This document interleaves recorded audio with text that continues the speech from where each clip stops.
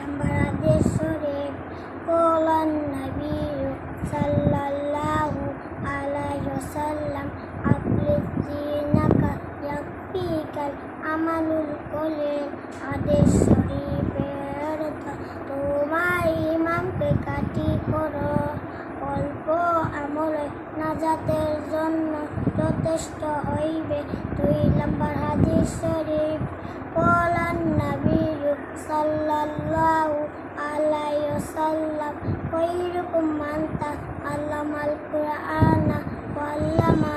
হাদিস শরীফের অর্থ, তোমাদের মধ্যে সর্বোত্তম ওই ব্যক্তি যিনি কুরআন মাজিদ শিক্ষা করেন এবং শিক্ষা দেন। 3 নম্বর হাদিস শরীফ কোলান নবী সাল্লাল্লাহু আলাইহি ওয়াসাল্লাম তালাবুল ইলমি ফারিদাতুন আলা কুল্লি মুসলিম। হাদিস শরীফের অর্থ, তিনি ইলম তলব করা প্রত্যেক মুসলমানের উপর ফরজ। 4 নম্বর হাদিস শরীফ কোলান নবী সাল্লাল্লাহু আলাইহি ওয়াসাল্লাম আদ-দুর শাদরুল ঈমান।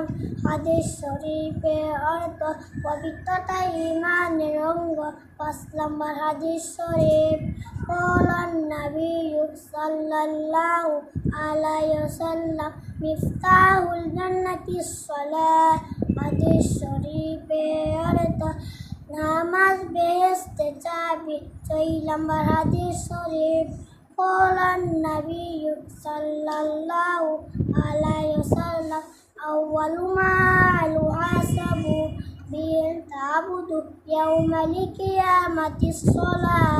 হাদিস শরীফের অর্থ, কিয়ামতের দিন সর্বপ্রথম বান্দার নামাজে হিসাব হইবে। 7 নম্বর হাদিস শরীফ কোলান নবী সাল্লাল্লাহু আলাইহি ওয়াসাল্লাম ফাদুলিল আলিমি আলাল আবিদি কাফাদুলিল আলা আদনাকুম।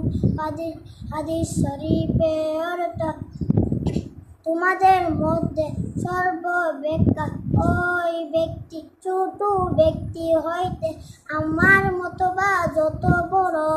বেলেম আবেদের ছেলে একজন কাটি আলেমের মতবা যত বড়। মাশাআল্লাহ, সবাই বলো।